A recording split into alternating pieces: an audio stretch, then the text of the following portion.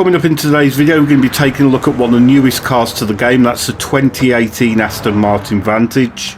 We're going to be transforming this already fantastic road car into an absolute track monster that can earn you 1.65 million credits in just 1 hour.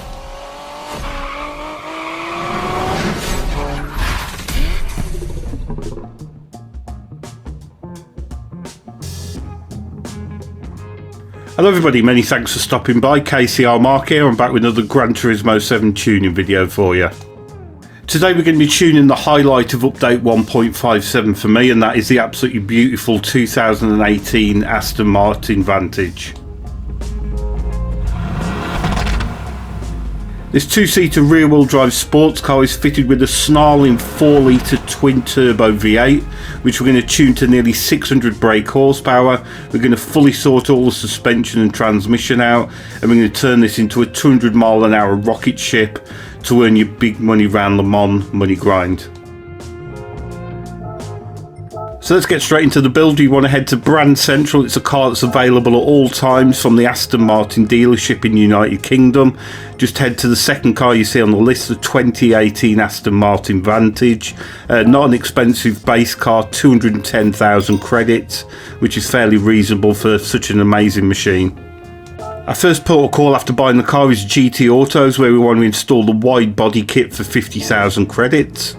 Still in GT Autos, we're going to go to the wheel shop where you're going to choose whichever style wheel you prefer. We're going to use 21-inch diameter, wide width, and the offset is set to standard on this car. You can't change that. Still in GT Auto, we're going to fit the following aero parts. We're going to fit a Type B front splitter. There's no side skirts available for this car. We want a standard rear diffuser, and we want a custom wing set. As I always say on these builds, if you are going to install a livery, just make sure it doesn't change these aero parts, which they can often do. They come preset sometimes with the wrong aero, so just go back and make sure you've got these parts fitted. Next we're going to head to performance parts, where we want a stage 1 weight reduction. In the club sports section we're going to fit the stage 2 weight reduction. Heading on to semi racing, where we want to fit the fully customized computer, the fully customized LSD, the fully customized manual transmission, and the stage 3 weight reduction. Heading on to the racing section, where we want to fit the racing intercooler, racing air filter, racing silencer, racing exhaust manifold, racing brake pads and discs. We want fully customized suspension, racing hard tyres. And with this being a build for Le Mans, we also want to fit the racing intermediate tyres.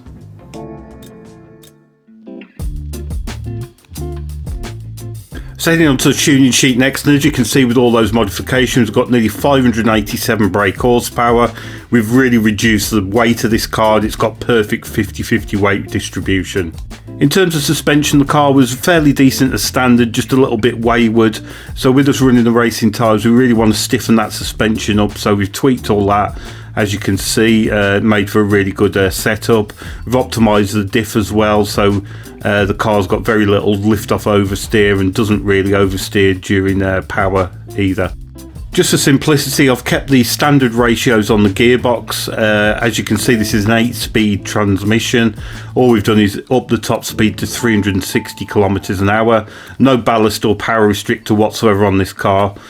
We've set the rear downforce to 210 and the front to 79. And the rest of the tuning sheet is just the parts that we fitted earlier. Just to address the subject that might come up in the comments, you can get a lot more power out of this car, but the car already suffers from fairly bad fuel consumption. So this tune has been optimised with 587 brake horsepower with that in mind. We'll get a bit more into that during the race itself.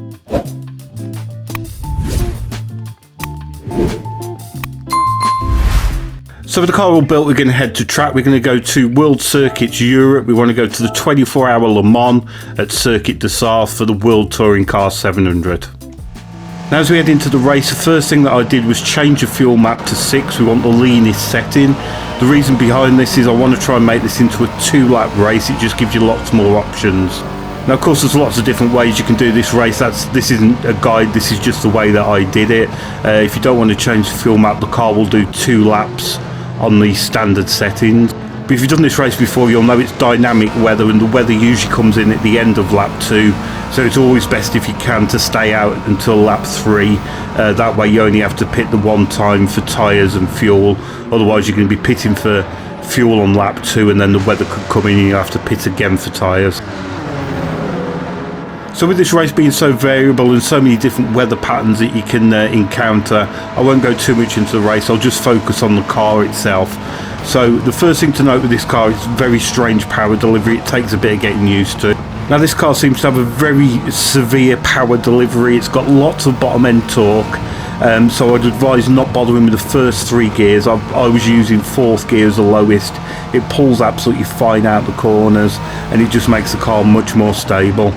This is why I like using and tuning so many different cars, because each one is completely different. It's got its own character, and I think you learn something new every time. The car's really stable and nicely balanced, so as soon as you get used to those gears, which take about half a lap, the car absolutely flies. It's so nice to drive, but just be wary of them bottom gears. They can really bite, so I would advise, like I said, using 4th and 5th gear. They're going to be your friend with this car. So this is a part of the race where that fuel map really does pay dividends. As you can see, a lot of the other cars are having to pit at the end of lap 3, where we've still got a lap's worth of fuel left. It just gives you so many more possibilities. On this particular run, the rain came in at the end of lap 3, so all those cars that pit early have got to pit again for tyres, whereas we're just going to pit the 2 times during the whole race. A bit later in the race we did encounter some rain, so I wanted to try the car out on the intermediates, and the fantastic chassis handled the rain absolutely fine. The car's really nicely balanced and set up, so you should have no problems with it. After doing our 2 fuel stops on the last lap of the race, we found ourselves with plenty of fuel to play with, so I really opened the taps up and put it onto fuel map 1 to unleash the full power of this car, and it absolutely flies. As you can see, it's just going to be touching 200 miles an hour as we come down the first part of the Mulsanne straight into the first chicane. So overall, a really fantastic car for this race. I really did enjoy it. It's a little bit quirky and a little bit different to drive. It requires a bit of a different technique, but as I said before, I quite like that about it. It just feels a bit more authentic, having each car feel a little bit different. Really hope you enjoy this tune. I was really pleased with it, and like I said, I had great fun with this car. So we'll skip ahead to the end of the race, and a pretty easy victory with this car. As you can see, we're nearly a minute and a half ahead of the rest of the field. Fastest lap of 4:02, but it wasn't really representative of the car. I had some really dodgy conditions, but I think the car will do well under a 4-minute lap. It's really quick once you get used to it, and a great amount of fun. So all that's left is to pick up our earnings with that clean race bonus, which is almost impossible to lose around this race. You're going to be getting 825,000 credits for half an hour, so that's 1.65 million in just an hour. So all that's left to say is many thanks for stopping by. Hope you enjoy the tune. Let me know how you get on in the comments. I really love reading all the comments and feedback. And in the meantime, I will see you again soon. Cheers, bye.